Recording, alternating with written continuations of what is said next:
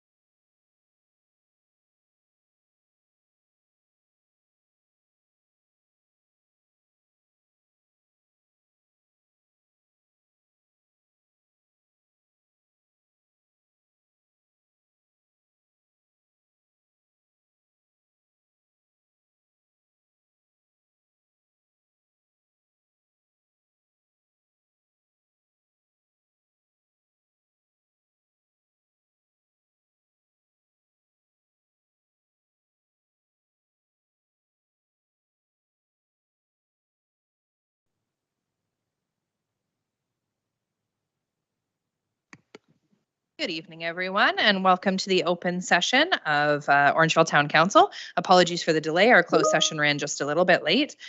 So we are going to start with the singing of our national anthem. So I'd ask that if you're able, that you please rise.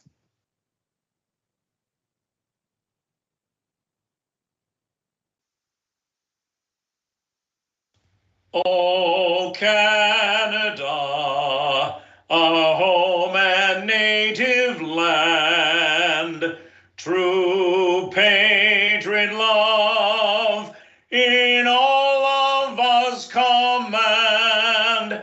With glowing hearts we see thee rise, the true north strong and free.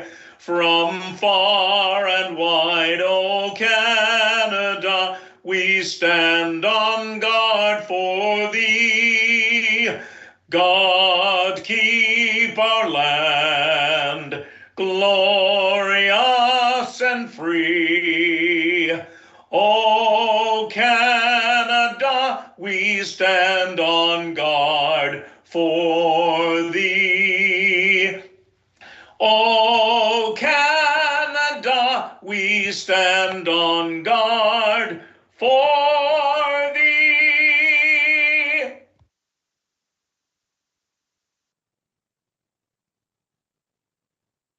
We would like to acknowledge the treaty lands and territory of the Williams Treaty Nations and the Mississaugas of the Credit First Nation. We also recognize that Dufferin County is the traditional territory of the Wendat and the Haudenosaunee and is home to many Indigenous people today. Tonight's meeting is being aired on public television and or streamed live and may be taped for later public broadcast or webcast. Your name is part of the public record and will be included in the minutes of this meeting. Any member of the public who's connecting via telephone is reminded to press *6 to mute and unmute. Please remain muted until the chair requests comments or questions from the public. Tonight, we did have a closed session of council, and there is a recommendation that the 2023 January 16th, January 23rd, and January 30th closed council meetings be approved, and that the education session from Charles Harnick, Integrity Commissioner of ADR Chambers, was completed. Can I have a motion, please? Councillor Sherwood and Councillor Stevens. Any questions or comments? All in favor? And that's carried unanimously. There's a recommendation in the agenda that the minutes of the following meetings be approved. January 16th, capital budget meeting minutes. January 17th, operating budget meeting minutes. January 23rd, council meeting minutes. January 24th, budget meeting minutes. And January 30th, council meeting minutes. Can I have a motion, please? Deputy Mayor and seconded by Councillor Andrews. All in favor? And that's carried unanimously. I'm going to turn it over to Mr. Osmond, who's going to welcome the new person that we have at our tables today. Over to you, Mr. Osmond. Thank you, Your Worship. It's a pleasure for me to welcome our new GM of Community Services, Ms. Heather Savage, who's sitting across from me this evening. Welcome to the Chamber and welcome to our organization. Heather comes with a tremendous skill and background. We've had a lot of meetings today. She's been onboarding all day. I hope I didn't scare her off, but it's a lot of great things on the table. I've introduced her to the strategic plan that's coming on tonight, and she's queuing into that. She's having the opportunity to meet some of our staff today, a lot more during the week. It's good to have her here in the organization. I know she'll be a pleasure to work with council, and I know council has a lot of projects on the table from a community service perspective. And Heather also brings a great background in relationship building, which is big for us. You heard me say a few times during recent meetings about continuing the momentum. Well, Heather will definitely be doing that, and I welcome her to our organization again. It's a pleasure and great to have you aboard. Cheers. Thank you very much, Mr. Osmond, and welcome, Heather. We're so happy that you're here. Nothing quite like a council meeting on your first day, so welcome right into it. Okay, so we will turn it over now into presentations, petitions, and delegations, and we will start with Ms. Nora Kennedy from Family Transition Place. And if you just want to come up to the delegation table there, and we'll get you all set up. Lindsay will help you.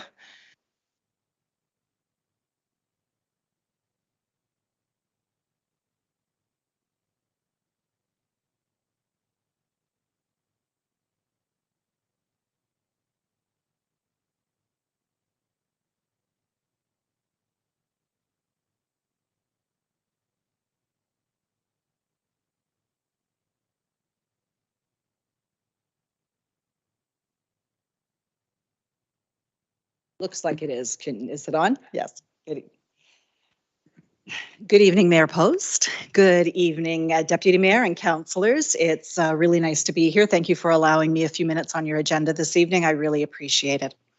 As you can see on the screen in front of you, and I'm assuming from where you're sitting, you're also seeing this. Okay, good. You can see the building at Family Transition Place.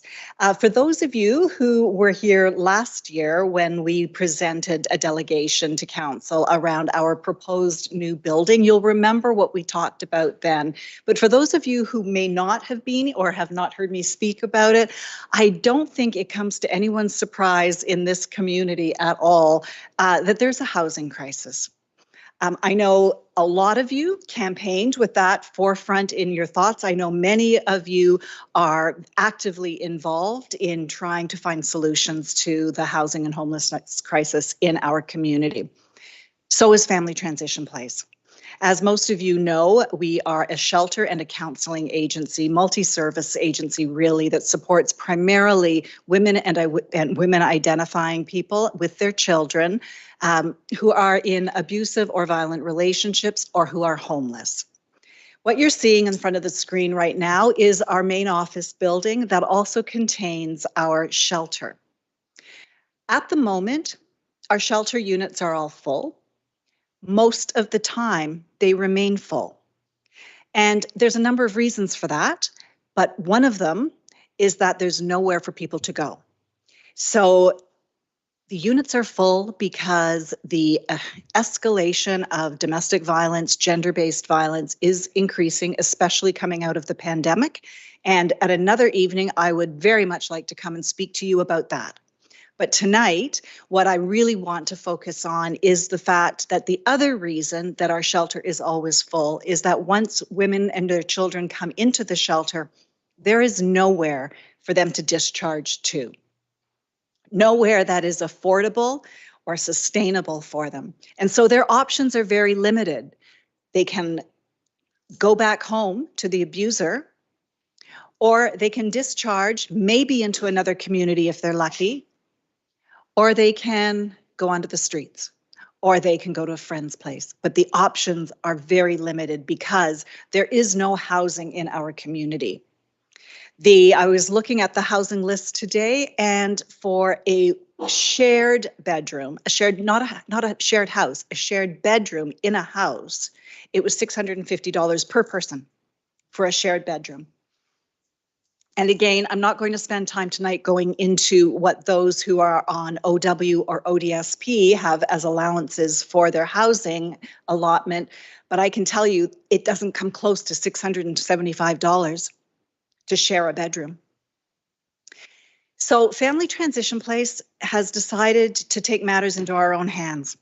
And what we are proposing is that we give a chunk of our parking lot over to a new building. And that new building, if I can figure out how to do this, would look something like that. That is coming at it from Breeden Parkway, coming into the driveway.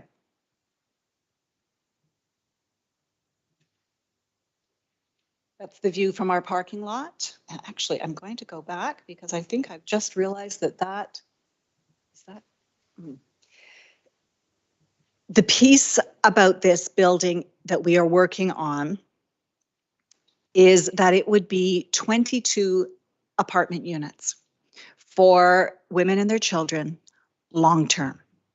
It wouldn't be permanent, but it wouldn't be a 6-week or 3-month stay in a shelter. It would probably be second or third stage housing, 4 to 5 years, where the family could put roots down, get training, get the wraparound services that we offer at Family Transition Place, the counseling, the supports for mental health, the supports for addictions, and get their foot on the right path to independent living. That's our goal. That's our dream.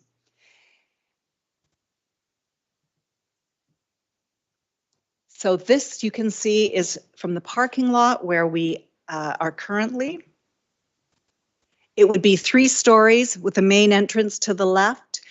There would be community room in the basement to build community. where childcare could happen, where group therapy or sessions could happen. There would also be a gym so that fitness and health could be emphasized. You can see there on the top of the sort of walkway that joins it to the existing building, there's a rooftop garden. And our goal there is to put a sensory play area with perhaps raised garden beds. There would be storage, there would be, each individual unit would be energy efficient, would be completely accessible, and it would be their own space. And most importantly, it would be completely affordable. It would be rent geared to income housing, and we are ready to build. We own the land outright. And as we keep saying right now, this isn't about Family Transition Place. It's not about FTP expanding. It's about finding a solution to housing. And we think, and we have a really good one. 22 units, largely single, some double for larger families, longer term sustainability. We are currently in the process of putting in an application to CMHC for the Rapid Housing Initiative. That funding stream is, this is the third stream. We did apply to CMHC last year after I delegated the last time and spoke about this. Unfortunately, we were not successful. We were told we had a very strong application, but we were reminded that it was a national competition. And a lot of it depended on where they felt the most need in the country was. We know it's a risk again. It's CMHC, it's national, but we have ticked off all of the boxes with this design. The one box that we're still working on, which is what brings me here tonight, is CMHC is requiring us to be able to demonstrate that we have other levels of government financially supporting this operation. If we're successful with this grant, $8.5 million of federal money will be invested into this community. Not to mention the jobs and the businesses that will be supported, because we have a very strong values-based commitment to work as much as we can with local businesses. All of these drawings were completed by D&H Architects locally. We're working with a concrete company that is also local. We will be working as much as possible with trades and people locally in our community, so it would be an investment. To date, Family Transition Place has contributed the land, and I can tell you right now, just to get ready for this proposal, we have contributed about $400,000 just to get to the point where we can apply. Fortunately for us, we had a bequest a few years ago that we earmarked for this project, and that's what we've been able to use. I am speaking to the county on Thursday evening, and a request is going forward to them to renegotiate a current existing funding arrangement that we've had with the county for the past 20 years to be able to move that funding to support the operations of this building. I'm here tonight to ask you very respectfully and from the heart. I know the town has always been a supporter of the work we do at FTP. I know many of you personally support the work that we do at FTP, and I see many of your faces at our events, and I know you're believers in our work. So tonight I'm asking you very respectfully, can you support this project in a financial capacity so that we can indicate to CMHC that we have two layers of municipal government supporting this project, because we are all working towards ending homelessness in our community, and we're doing that together. Thank you so much, Nora. Was there any questions from members of council at this point? No? Okay, so I have a comment. My comment would be, we've just recently added community grant funding that we looked at to be an ongoing funding stream for organizations who needed multi-year funding. I think we have an opportunity here, Council, to do some good community work and make sure that we're working with housing affordability within our own community. I would like to make a motion that we support, or that we put through an intent of support for this grant funding in the amount of $20,000 annually, and also that we write a letter of support for Family Transition Place as they move forward. I know that that would be an important component as well. Indeed. And I would like a seconder for that, Deputy Mayor. Was there any additional questions or comments on that motion? Councillor Andrews? Thank you very much, Your Worship, and through you to Ms. Kennedy. I am a firm believer and huge supporter, and I want to thank the Mayor for the intent here and the commitment by the town in supporting this, and very much in favor. Thank you. Was there any additional comments or questions? And I just want to be clear to council as well that this funding would be provisional on receiving the grant, but we want to put that commitment on paper that we would commit that for the next, how long did you need that for? That commitment, as many years as we can give it. So let's just call it 20,000 annually. So in the CMHC point system and the hoops that you have to jump through to put this through, you receive minimum number of points in their scoring system for 0 to 10 years. You receive a secondary number between 11 and 15 years, and you receive the highest number of points for 20 years plus. Okay. So I know that looking out for 20 years, well, it's farther down the road than I can see, but whatever you can do to help us reach that level would be very, very helpful and supportive to our application. Deputy Mayor? Yes, thank you, Your Worship. So I don't think you're going to hear any opposition to this. I can't imagine. We've not done something with such an elongated period of time, and I understand the urgency to do that because of the way that's written, but that's not something that council typically does in terms of so I guess I'm looking for a way that we would do that, because it would be beyond, you're talking, that's 5 councils.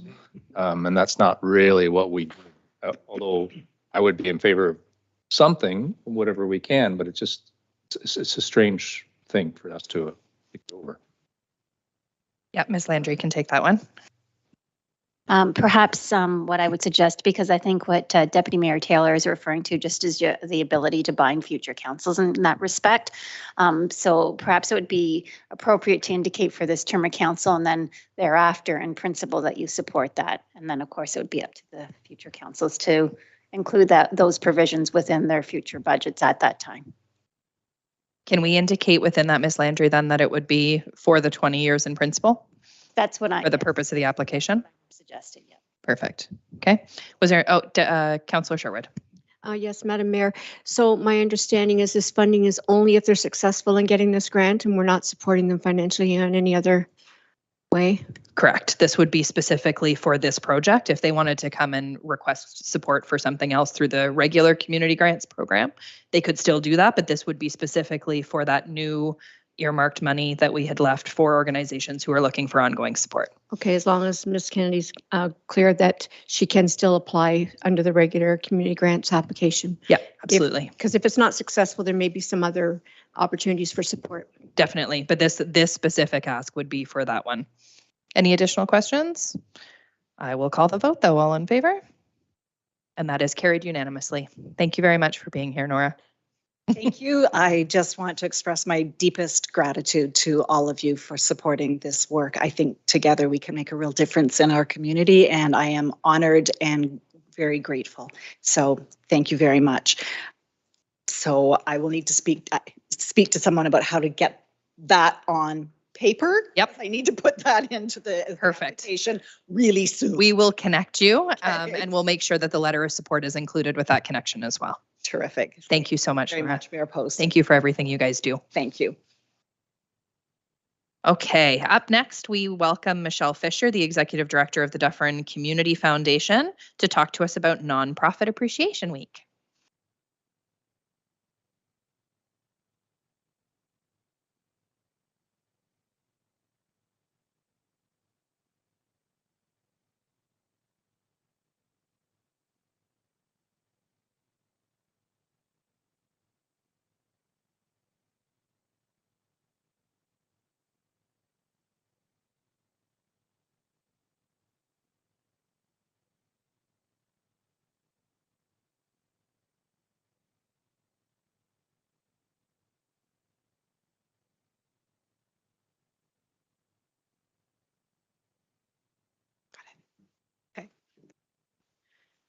Your Worship, members of council, thank you so much for having me here today. If the technology doesn't go smoothly, that's just normal for a presentation from me. So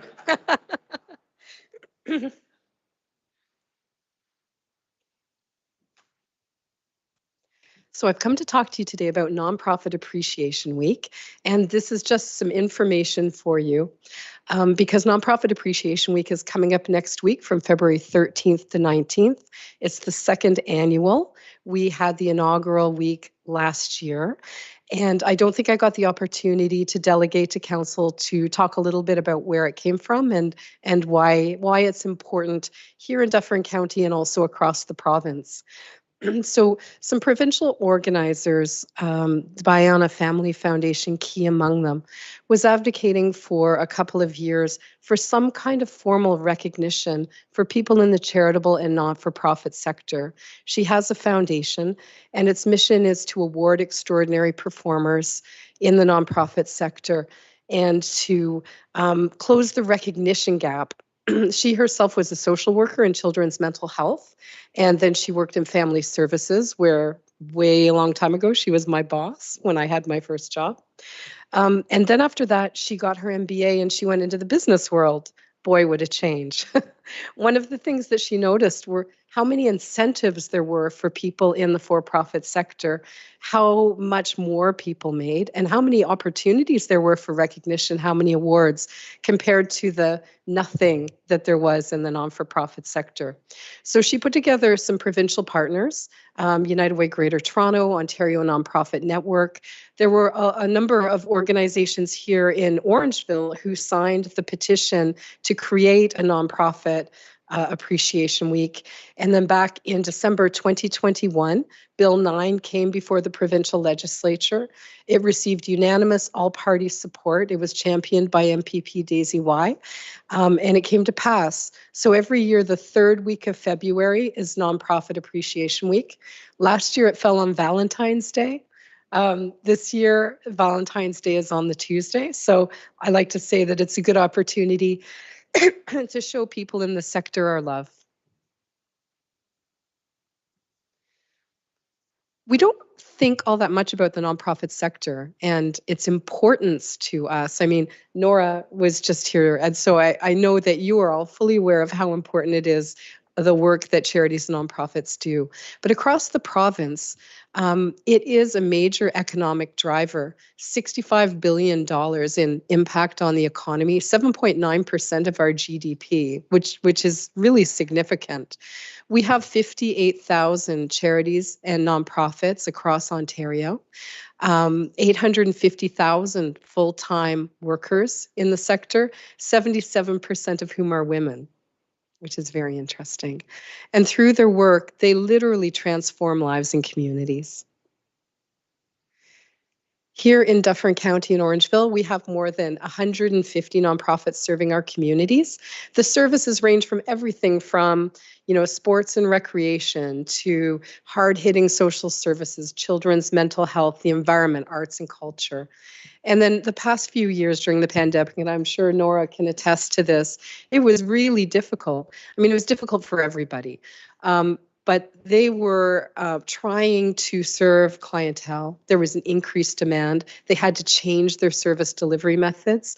And at the same time, they saw a lot of their traditional fundraising arenas start to close down. So it was a tough time, and they really went above and beyond providing essential services. So what's it like to work in the not-for-profit sector? Well, you're working for a mission-driven organization, and it's meaningful work.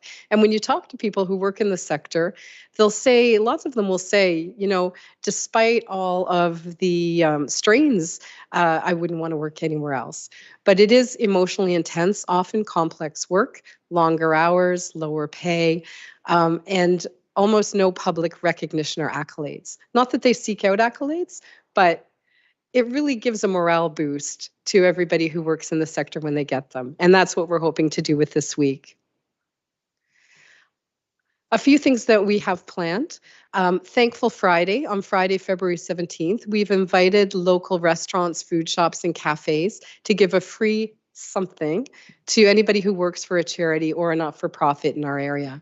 So these businesses that you see on the screen, they are all contributing. The Deja Vu Diner, a free breakfast up to a value of $12.99 for anybody who works in the sector. The Craft Pizza Bar, a free margarita or New York cheese pizza. You know, it will all be detailed on the Dufferin Board of Trade website. But you know, we're really moved by the generosity. And we're doing appreciation yoga to help people relax and restore a little bit. Kim Van Ryn, who you probably know from Branching Out Support Services, is going to be leading us in 2 sessions of virtual chair yoga. And in Shelburne, we have Simply Yoga doing this, and we also have half a dozen restaurants and food shops participating in Thankful Friday. So what can you do? To make an official proclamation, which I understand has already been posted on your website, to post a video or a message on social media during Nonprofit Appreciation Week saying thank you to the charities that serve us and the people who work for them. We're going to have a series of nonprofit spotlights showcasing some of our, invisible champions, as we like to call them, on social media. So feel free to follow us at Dufferin Community Foundation and share those posts. I know you guys are all really hooked into what's happening in the community, and you have a lot of developed relationships with nonprofits and charities. But if there are 1 or 2 that you don't know as much about, pay them a visit, say hello, meet them, and find out what they do. And tag us on social media at #Nonprofit Appreciation Week. We'll see that and we can help share your message too. These are the partner organizations who have been putting together the program for the week and putting together an awareness campaign. And I would like to thank you for your time. Thank you so much, Michelle. Before you step away, was there any questions from any members? Deputy Mayor. Thank you very much for this, Michelle. I love the fact that these organizations are being supported by businesses in the community. And by the way, it's not unnoticed that it's very similar businesses frequently who are supporting our volunteers and charities within town. I'm just curious, as 7 people who are somewhat connected to the community, I hope you can send us some information that we can also share too. And maybe you could send it to our town email addresses and we could share it out as well. I mean, I guess I could steal it from wherever you're going to put it, but no, absolutely. I would love to send it to you. Grateful. Yes. But love to be able to share that out and give some notice for that as well. So thank you very much. Okay, will Good do. luck. Thank you. Thank you. Was there any additional questions or comments from members of council? Nope. Thank you so much, Michelle, for being here. And just for the record, it's council@orangeville.ca if you want to send us some information. Okay, great. Okay. Thank you very much. Next, we will turn it over to Clark Hoskin, who's joining us on Teams from Deloitte regarding our strategic plan update. Welcome, Clark. We will turn it over to you. Thank you so much, Your Worship and Council. It's great to be able to present to you again today. Joining me as well as Tassine Rana. He's also on Teams and he'll be taking notes during our presentation. So I'll just get right into it. Let's check this. Okay, so just coming to you on the 3rd of 3 sessions with Council about the strategic plan for the town of Orangeville. Just a reminder that this project began back in June, and certainly happy to move through the process and bring you an update tonight on what's happened and where we're going next. So we'll talk a little bit about the process to date. We're going to confirm the vision, mission, and guiding principles with Council tonight. We'll also talk about the strategic goals that we spoke of at our last meeting, and we'll go into some of the objectives and implementation actions that have developed from those goals. And then finally, we can wrap up and take some questions. And probably throughout the presentation, I'll be kind of asking you for your feedback as we go along. So just to kind of remind you of the strategic planning process, it started off with an environmental scan, a community profile for us to understand the community better. We went through an engagement phase where we interviewed council and management. We had various workshops with staff and the community. as well as some interviews with the community and a community survey. And then we worked on getting into the actual meat and potatoes of the strategy, taking all of that background information and coming up with the foundational statements, as well as working on dovetailing as much of that engagement and feedback that we received into some goals and objectives. And so tonight we're basically presenting you with a PowerPoint version of the draft final strategy. So this is a great time to get that last round of input from council so that we can move on to the final stage of submitting it for final approval, hopefully next month. So I just wanted to remind you of the vision, mission, and guiding principles. So in a corporate strategic plan for a town or municipality, it's very important to have these foundational statements. And so at our last meeting, you were presented with some choices and you gave us your opinion on those, and we were able to take those back, talk to management about them, and come up with kind of the final versions of these to get your approval on, or at least get the next stage of your approval on. And one of the first foundational statements is the vision. So the vision for the town's corporate strategic plan, as we discussed, is really meant to be what the town hopes to be in the future. And so in this case, the kind of final vision that we settled on was what's on your screen now, which is Orangeville is a sustainable, safe, and diverse community that is friendly and open to new people and innovative opportunities. So that's the final draft vision that we came up with your input. And I guess maybe I'll just pause for a moment, Your Worship, just to see if there's kind of a confirmation of council's kind of approval of this vision for the strategy, or if there's any other comments. Thank you. Was there any comments or questions from members of council at this time? No? Seeing none, you're good. Keep going, Clark. Okay, great. So then the mission, and the mission is really the municipality's reason for being. And often this is called a purpose as well. And so the mission or purpose that was developed with your input and with others as well was the following. The municipality, we support the well-being, vibrancy, and sustainable growth of our community by delivering fiscally responsible municipal services. So that's the final mission that we sort of settled on. And so similarly, I'll turn it over to Your Worship to get any feedback from the council. Any feedback or comments, council? Nope, at this time, it looks like you're getting nodding heads, so that's a good sign. Okay, thank you. We also talked about guiding principles at the last council meeting and worked through your comments as well as management's comments on the various guiding principles or values that are used to really act as a lens to evaluate decisions. So these are really the principles that the corporation founds itself on and its decisions. So they're really we narrowed them down to 5 for the final strategy, and those being professional. In the previous version, I think we talked about integrity and respect, but we labeled that as professional.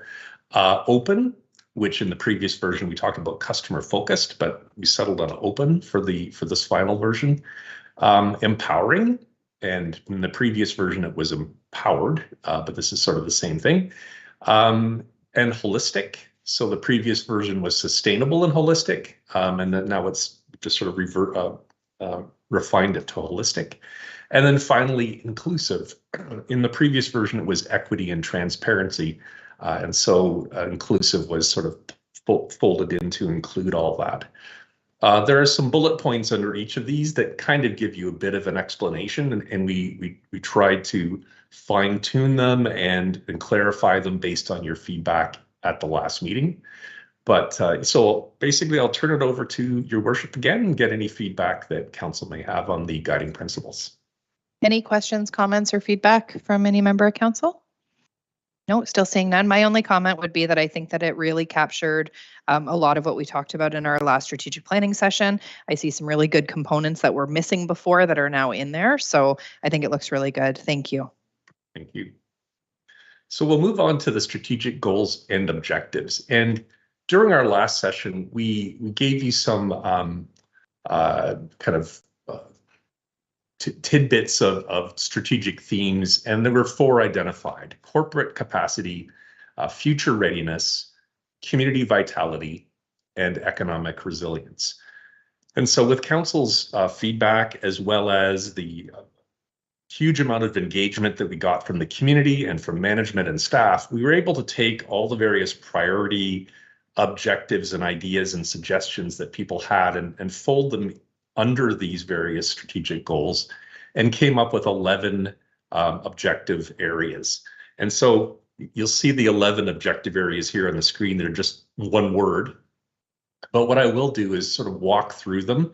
I'll walk through them a goal at a time and get any feedback from council as we go through them. So under the first goal, corporate capacity, this is really about how the town is organized, how it's resourced and positioned, how you are ready to deliver the current mandate. And so the first objective under corporate capacity is that of approachability. The idea that the town ensures access to council and town staff. And there are 3 kind of actions or initiatives underneath that objective. One being around ensuring the town staffing complement can achieve the service levels and complete projects, that we create a corporate culture that's engaged, collaborative, and forward-thinking, and also that we develop a connected citizen experience that leverages the role of mayor and council. The second objective under corporate capacity is about innovation. And again, it's about service delivery, promoting service delivery innovation through modern approaches.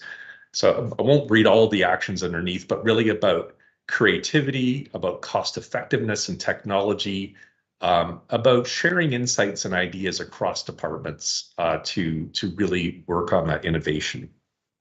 And the third objective under corporate capacity is collaboration. And this is a broader spectrum now, where you lead and support regional and subject matter alliances. And so this is where the strategy delves into your kind of regional audience and your work at the higher senior government levels. So cooperating across organizations, ensuring good communications, and developing an advocacy plan for senior levels of government. So those are the actions or initiatives under collaboration. So there we have it for corporate capacity goal: innovation, collaboration, and approachability. And so I'll turn it over to your worship to get any kind of feedback from council about this first goal. Any questions or comments from members of council? Nope, looks good. Keep on going. Okay. Goal number 2, we've identified as future readiness. So in this case, we're trying to prepare the town for tomorrow in terms of policy and finances and the kind of physical infrastructure. So in this case, there are 3 objectives. First one being due diligence. And I think it's a pretty simple, basic foundation. Make sure your bylaws and policies are in place. Make sure that you have your risk assessed and managed. And thirdly, that you monitor and report on your performance on things like the strategy. So due diligence being the first objective of future readiness. The second objective, objective 5, sustainability, securing the financial viability of the municipality. So financial planning, ensuring climate change is incorporated, and exploring regional partnerships around land redevelopment and growth. So making sure that you're sustainable for the future. And the final objective under future readiness, capacity. And when we talk about this capacity, we're talking about infrastructure, servicing, and development. So making sure you've got the waste, water, and water treatment capacity, you have good public transit and transportation, and that you have that digital access that's needed for today's economy and the future. So I'll turn it back over to you, worship, about goal number 2, future readiness. Any comments? Comments, questions from members of council? Nope, still good. Right. Goal 3, community vitality. So this goal is about just the livability of the community and supporting groups. Certainly got a great example of that tonight prior to this presentation.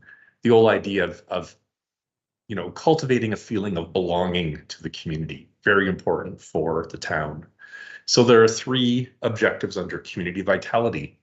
The first being vibrancy, building that inclusive community, keeping citizens involved, developing the programming, supporting newcomers, making your downtown beautiful and functional, supporting festivals and events, encouraging volunteers and ambassadors. So that's very important for vibrancy. The second objective under community vitality, well-being. So making sure your citizens, you support your citizens and staff health, security, well-being, make sure the community is safe, that there are venues and programs to help people, and maybe including spaces for youth, encouraging cultural pursuits, and also advocating for resilient service delivery for medical and mental health. And then the third objective under this goal was readiness. So, sorry, somehow we've kind of skipped ahead. Sorry, the third goal here is, readiness. Okay, so, actually, you know what? I'm sorry, there were only two objectives under goal 3. So just to go back again, so if there are any feedback on community vitality, Your Worship, if you can just check with council on that, and then we'll move on to the next goal. Yeah, Deputy Mayor, go ahead. Yes, thank you, Your Worship, and I appreciate the presentation. And there's always lots of commentary, but I think in lots of ways you've nailed it. And the thing that makes me uncomfortable when I see community vitality is I think we all want to think we're doing a great job, and I love the fact that it's here and it's mentioned.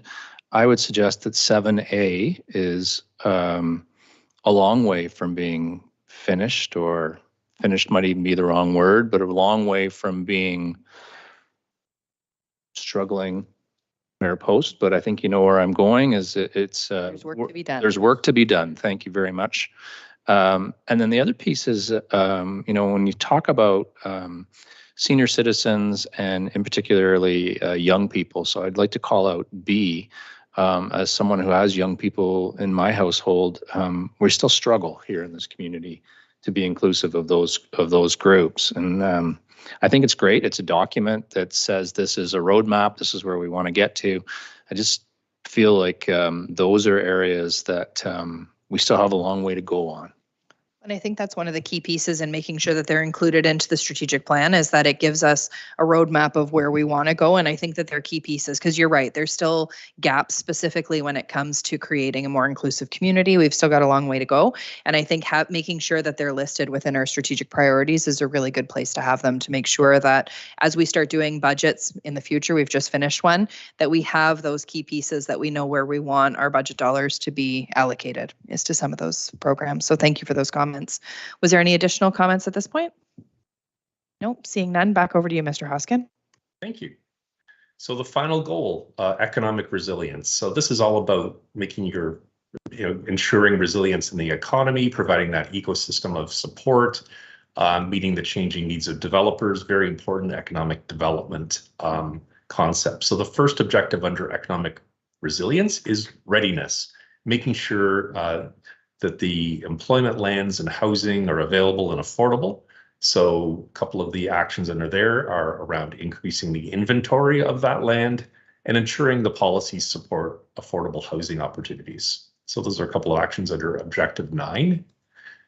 The second objective under economic resilience is the ecosystem. So retaining local business. Some of the actions or initiatives under here, supporting programs to grow the local skilled labor force, supporting development policies, and positioning and branding Orangeville as a competitive investment location and tourism destination. So that's the ecosystem objective.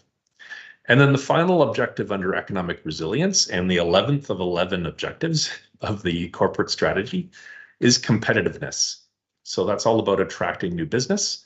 So under this, we have 3 sort of initiatives or actions: ensure that the tax levies, charges, and user fees are competitive, supporting economic development, as well as funding and promoting a community improvement plan. So that's economic resilience as a goal. So I'll turn it over again to Your Worship for any comments. Deputy Mayor. Thank you, Your Worship. So I'd like to speak to objective 9, which I think is, if we could go back, is 9A. Are we able to go back? Yes. Yeah. Yes, and I just wanted to speak to that 9A, and it's the whole piece about increasing service, commercial and industrial land.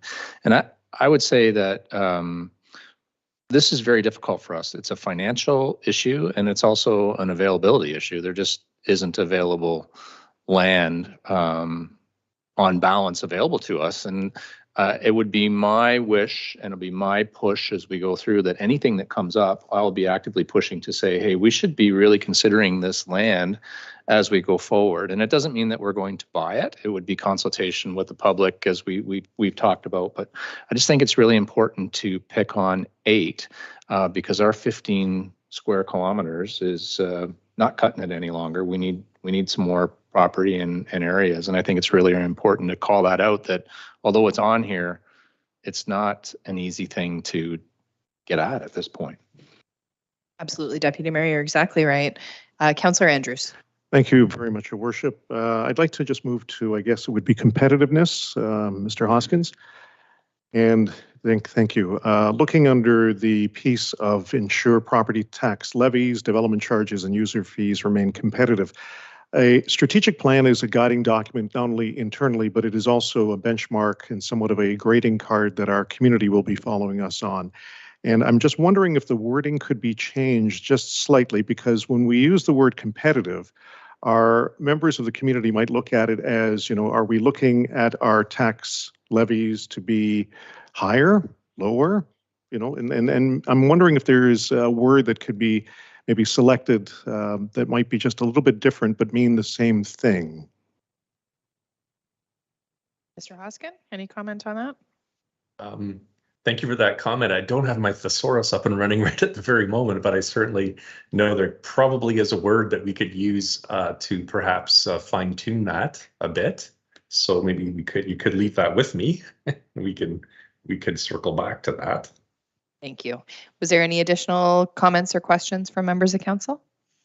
Nope, seeing none at this point. Back over to you.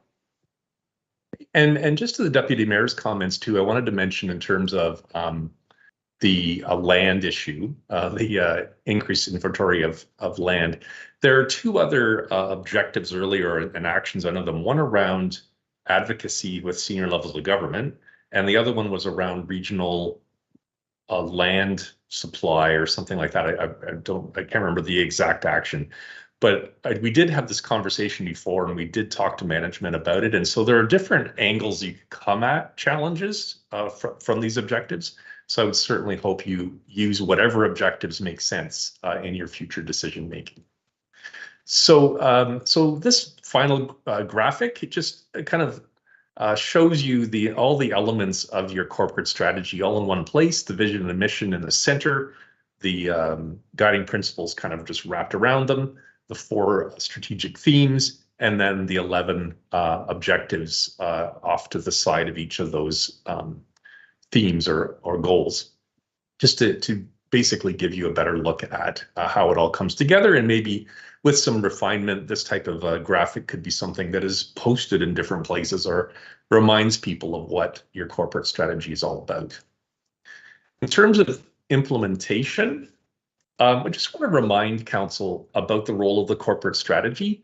It really is meant to be that overarching guideline for all other things that council works on. So whether it's specialized plans like the official plan or a rec master plan or a tourism strategy, or maybe internal corporate business plans like, communications and human resources, those types of things. And all of them are supposed to feed back into the corporate strategy and complement each other. So in the implementation process, we would hope that the town would continue to use the corporate strategy as its overarching document, and that each department would align its work with the corporate strategy. You currently do have an excellent way of incorporating your goals and objectives into your budget process, and that could be something that could be even amplified as you move forward. And that definitely comes out in terms of performance measurement. So one of the tools that we put out there as a sample would be that on an annual basis, and perhaps prior to the budget being submitted to council for approval, that you have staff look through the corporate strategy and just provide a brief report on the status of each of the objectives and actions in the strategy on an annual basis. And so they could be completed, they could be on track, they could be delayed, they could be on hold. There's nothing wrong with that. In many cases, there's a reason why some things get put on hold. And so a quick update for each of the actions. So this is in the strategy document. This is a sample of how you could go about measuring the performance of the strategy.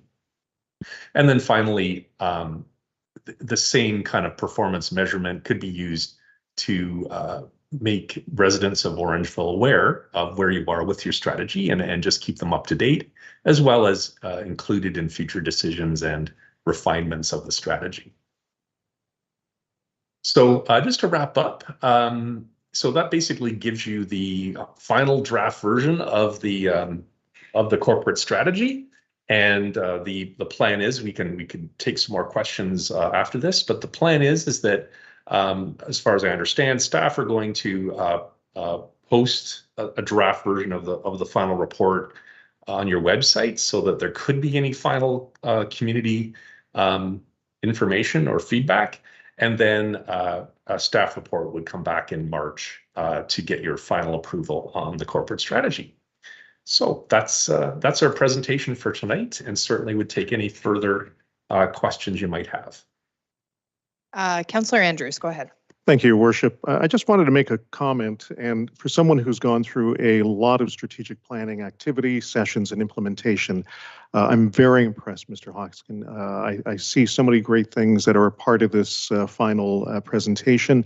I really like the way it is laid out. And I think that, when we talk about a scorecard, this is something that departmentally, many within the organization are going to have to end up not only appreciating, but also working with. And it's imperative. And I like the comment that you made about, the timing based on the budgetary process.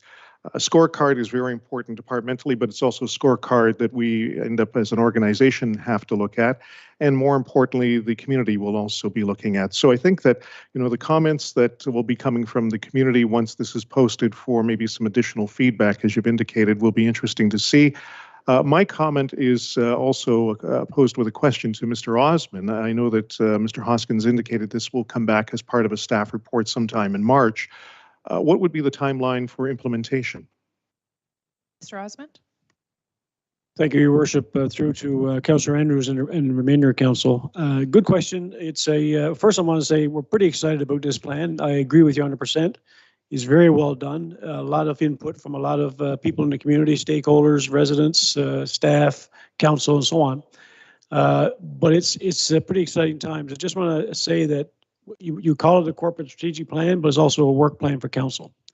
We've talked about this many times, is that you're absolutely correct. We will have a report card of sorts, scorecard, and this will give us the opportunity to come back once a year or more if needed to say, hey, this is a project was completed. It's aligned with the strat plan, and here's why. Here's where we're to now. Where's our next stage? And so when we look at the plan, the things we're doing right now, the first thing you saw, of course, is the budget process. Where you get to make decisions that you now can have things that actually happen because the strat plan's in place. Strat plan speaks to it. And some of these things will take up to 4 years to complete. Some of these things will be things you would live by on going on into the future. When you look at the future budgets, it will align to this plan. When you look at organization review we're doing coming up this year, it'll be aligned to this plan and so on. But implementation, it will be activated as soon as council approves it, we activate it. So we're ready to go as soon as we get past the March meeting. We're planning to start taking it and using it. Matter of fact, we've written it into some of the projects we're doing now. We're writing some of this stuff up, and once it's approved, we activate that project. So it's full speed ahead once we get beyond March. Is there any additional questions? Yeah, Deputy Mayor. I don't have anything to add that's constructive other than the fact that any strategic plan that I've done, and Councillor Andrews and I, we've talked about this stuff numerous times. it has to be simple. And I just like to offer kudos to the staff and our consultant for making it simple. Any great strategic plan should be able to be read by your 10-year-old, and for that 10-year-old to understand exactly what you're doing.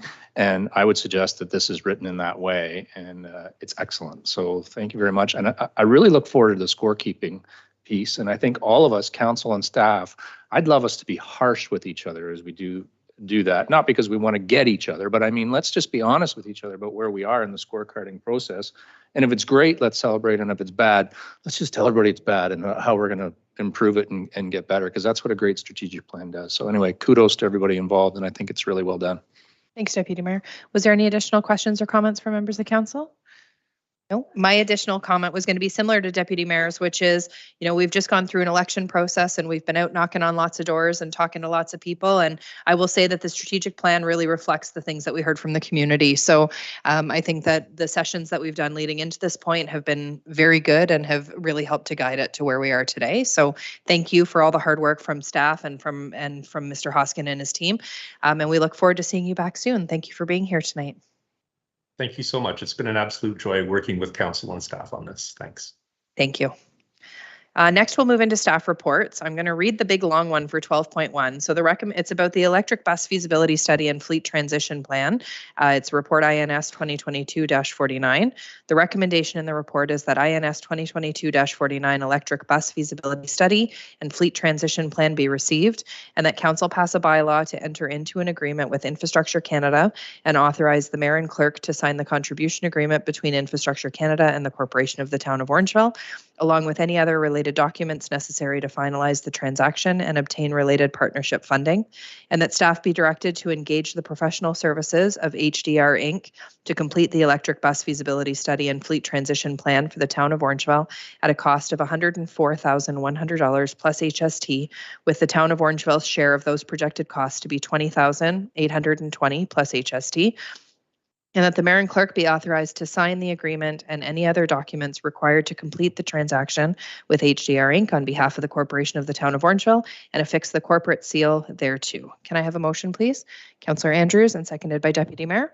Was there questions or comments? Councillor McIntosh. Thank you, Worship. I will be supporting this. I do have some big concerns in regards to electric buses. I'd be very interested to see what comes out of it. We can't build a pickup truck that's battery operated, so I'm not sure how they're going to build a bus. I know Brampton has got one electric bus anyway, so I'd be very interested in seeing how Brampton makes out, but I have some real concerns, so be an interesting study. Thank you. I agree. I think it will be very interesting to see how this plays out, and I'm excited to see the work that comes back from it. Was there any additional questions from members of council? Seeing none, I'll call the vote. All in favor? And that's carried unanimously. Item 12.2 is the appointment of a deputy treasurer, CPS-2023-14. The recommendation is that report CPS-2023-14 deputy treasurer appointment be received, and that council pass a bylaw to appoint Mandeep Jahaj as deputy treasurer for the Town of Orangeville. Can I have a motion, please? Councillor Sherwood, seconded by Councillor McIntosh. Was there any questions or comments from members of council? Deputy Mayor? Thank you, Your Worship. I'm surprised that this is on the agenda.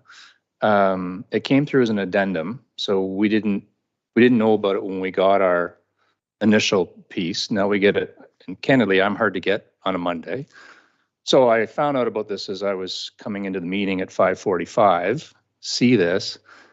The treasurer's not on the line. I've checked. I've read why you would do this, and I'll just read what I've read. To ensure the continuity of a corporation's financial affairs, should the treasurer be absent or unable to execute their duties under the Act. So why are we doing this? Has something happened? Can I turn it over to Ms. Landry? Actually, it's housekeeping. It's come to my attention that the bylaw wasn't done when the deputy treasurer took the role, similar to what we do when the deputy clerk takes the role of deputy clerk. Tracy McDonald was appointed in that capacity as a statutory officer of the corporation, and this one wasn't done. And so we're tidying up. Thank you, Ms. Landry. Was there any additional questions or comments? No? Seeing none, I will call the vote then. All in favor? And that's carried unanimously. Thank you very much. Items of correspondence. The recommendation is that the following correspondence be received. Item 13.1 is MPAC's 2022 Municipal Partnerships Report. Item 13.2, Town of Shelburne, their comments on Bill 23. 13.3 is correspondence from Pat Kurtz regarding snakes as pets. 13.4 is from the Township of Mulmer endorsing the Town of Shelburne's resolution regarding Bill 23. And 13.5 is Township of Amaranth notice of decision on consent application B02-2023. Can I have a motion to receive those items of correspondence? Councillor Prendergast and seconded by Councillor Sherwood. Was there any questions on any items of correspondence? Seeing none, I will call the vote. All in favor? And that's carried unanimously. Committee and board minutes, we do have the recommendation that the minutes of the following meetings be received. It's the Orangeville BIA minutes from December 15th and the Orangeville Public Library Board minutes from November 23rd. Can I have a motion to receive those items? Councillor Andrews, seconded by Councillor Stevens. Was there any questions on any of the minutes? Seeing none, I'll call the vote. All in favor? And that's carried unanimously. There were no notices of motion prior to meeting. I do have a notice of motion at meeting that I'm just going to give you a very quick blurb on, and it'll come back to the February 27th meeting. I've been in contact with the Town of Caledon, who has recently done some delegations to Roma, specifically as it relates to Highway 10 and some of the traffic concerns that are happening along the corridor of Highway 10. So what they're asking for from the Town of Caledon is to work with the MTO to do a traffic and road safety study that would be funded and led by the MTO, but that the Town of Caledon would like to have input on. And the goal would be to improve both driver and pedestrian safety. So having worked with a couple of the councillors there, what they've asked from us is that we put forward a letter of support. And I don't have all the details of what would be included in that letter, so I'm not going to ask anybody for a vote on it today, but I just wanted you to know that it's going to be coming on the 27th meeting. Right now, they've asked for it to come to Orangeville. I would also request that we ask them to carry that study further north of us all the way to Primrose, because we know that those issues are happening along the entire Highway 10 corridor. So I will be bringing back formal wording on what that letter would stand to have, and I would just ask for your support at the time when it comes back. Was there any questions on that at this point? No. Was there any other items of notice of motion that were coming up tonight? Seeing none.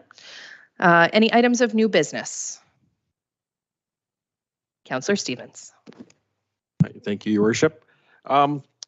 Before my time, there was discussion about a dog park at the southwest end. Just wondering if we could bring that back on the table and ask staff to maybe recommend a location, or maybe Mr. Osmond can talk about that when it comes to parks feasibility studies that have been done or what's in the Parks and Rec master plan. I won't put our brand new GM of Community Services on the spot with that one today, but I will turn over to Mr. Osmond. Thank you, Your Worship. It's actually a pretty tall order, Councillor Stevens. The dog park that exists today that you're all aware of is near the Orangeville Mall. That particular dog park will get relocated and will get redesigned as part of the Islands development. We have looked at parklands. It's something that's on our table, but it's something we got to take a close look at under our park side, because we did go take a look, see if we had lands available for a dog park. And currently we would have to repurpose land for that purpose. And that's something that we will be looking at in the near future, certainly in 2023, because it's been a question that's been coming out quite a few times. And right now, we would have to take land that we have at our disposal that's being used for anything from a play field to a playground or a playground area and repurpose it. Because one of the things, as I pointed out many times, is that we have a deficit in open space. And until we start developing new open space, we had to repurpose our existing open space for other things like dog parks, or to expand a playground, or whatever the case might be in a particular area. Or if you're looking at playgrounds that are existing today and you say, hey, this no longer gets used in this area, so maybe it's a good opportunity to repurpose it. So those kinds of questions come up. It is a good question to ask, and it's a good one to send back to us. And we would take it under advisement, I guess, for the spring and the summer time of the year, I guess, for us to take a close look at it. It is a difficult question, I can assure you. We have looked at that many times about where we would actually put a dog park.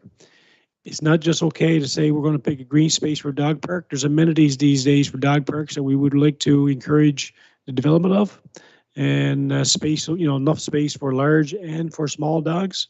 It's not just, one park. So there's a bit more work around it and costs associated with it. So let us take that back, and we'll look at that under the park side and get back with an update later on in the spring, if that's okay. Very much. Councillor Sherwood. Yes, Madam Mayor, I hate to put you on the spot here. I haven't prearranged this with you, but I was hoping maybe that you could let the general public know about the council team that is going to be participating in the coldest night of the year on February 25th, which is coming before our next council meeting. Yes, absolutely. That's not putting me on the spot at all. I'm happy to talk about it. So I guess now for the last 4 years, when it's been available to us, or since the beginning of the previous term of council, Orangeville Council has put a team together to walk in the coldest night of the year. That particular fundraiser is a fundraiser for our local food bank, and it's their biggest fundraiser of the year. So I would encourage, I've got all of my members of council, I believe, are walking this year, which is excellent. You can find us on the coldest night of the year under Orangeville Council, and please donate to us. We're out to walk in what's probably going to be very cold weather on the 25th. And I believe that we are signed up to do the 10-kilometer walk, I think is what it is. It might be 5. Maybe it's 5. Sorry. Maybe it's 5. Otherwise, maybe Councillor Sherwood's backing out on me. No, maybe you're right. Maybe it's 5. But we're walking because it's important to do so. It's important to support the people in our community who need access to the food bank. One of the things that we've done in the past is we've carried backpacks of food with us to replicate what it's like for some of the members who are using the food bank regularly, who don't have access to transportation, although now they can get on the bus for free, which is excellent. But we keep those pounds of food with us as well to replicate what that experience is like, and then we donate them at the end. So I look forward to everybody joining us on the 25th to walk and to support us. If you haven't signed up yet, you can still join our team or another team if you're interested. So thank you for bringing that forward, Councillor Sherwood. Thank you, Your Worship. Deputy Mayor. Thank you, Your Worship. It's kind of a new business question. May I do that?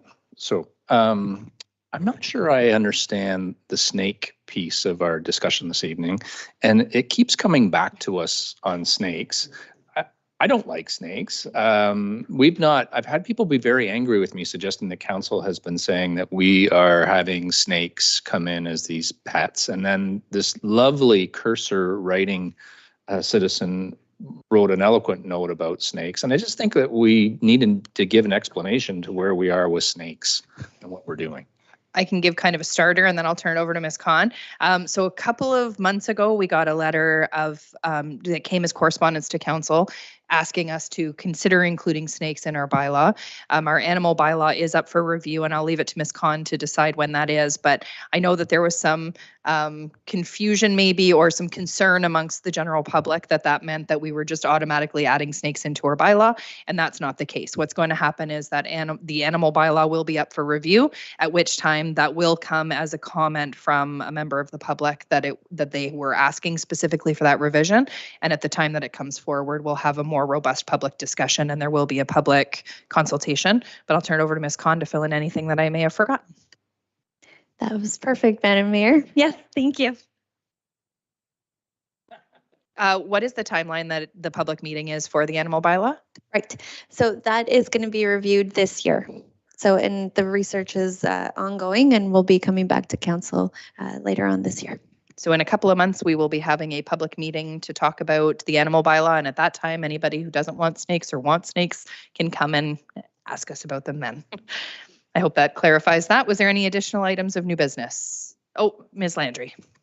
Madam Mayor, if I just may also add, there is some discussion within your draft Parks and Events, Special Events bylaw that deals with potentially permitting exotic animals, which may include snakes, to be brought in as part of a special event, which would be subject to a permit. So I just wanted council to be aware that there's also that discussion, which will be subject to the public meeting that you will have on the 13th of February. Thank you very much. Councillor Stevens? Sorry, thank you again. This one's about the walking track accessibility up at Alder. Right now, our seniors can't get out on the trails to walk. And I'm just wondering if there's any way we can remove the cost so seniors can get up there and walk the track. I will turn that over to Mr. Osmond for comment, but I would suggest that that come forward as a notice of motion if that was something that you wanted to look at. Councillor McIntosh? Thank you. I believe a couple of years ago, we did already pass that motion and there was no charge to use the track in the last term of council. Mr. Osmond? Thank you, Your Worship. You're absolutely correct. Through you to Councillor Stevens and to Councillor McIntosh. I'd have to go back and check, but I thought we did already, remove the $1. I think it was only $1 was really not a non-issue. And it was one of the things that we thought we would do at no cost or low cost. So I would revisit it, but my memory is not serving me well here right now, but I thought we dropped that a couple of years ago. So I can bring it back and report back maybe on the 13th. Perfect. Thank you, Mr. Osmond. And if it's not, then Councillor Stevens, you can just bring it forward as a notice of motion for the next meeting. Thank you. And it just got it as I was walking in the door. No problem. I wasn't trying to surprise anybody. Nope. Thank you. Appreciate that. Was there any other items of new business? Seeing none. Any members of question period? Was there anybody on the line for question period tonight, Jerry? Oh, that's from Family Transition Place. So that should be good. Was there any members in the gallery who wish to ask a question? Seeing none. Okay, so we will move into bylaws. There's a recommendation that bylaws listed below be read 3 times and finally passed. 19.1 is a bylaw to authorize the entering into and execution of an agreement for funding under the Zero Emission Transit Fund between His Majesty the King in right of Canada, as represented by the Minister of Infrastructure and the Town of Orangeville. 19.2 is a bylaw to appoint Mandeep Jahaj as Deputy Treasurer for the Town of Orangeville. And 19.3 is a bylaw to confirm the proceedings of the Council of the Corporation of the Town of Orangeville at its closed and regular council meeting held today, February 6, 2023. Can I have a motion for those bylaws? Councillor Sherwood and Councillor McIntosh, was there any questions or comments? Seeing none, I'll call the vote. All in favor? And that's carried unanimously. And a motion to adjourn, Councillor McIntosh and Councillor Stevens. All in favor? Carried unanimously. Thank you very much, everyone. Have a lovely evening.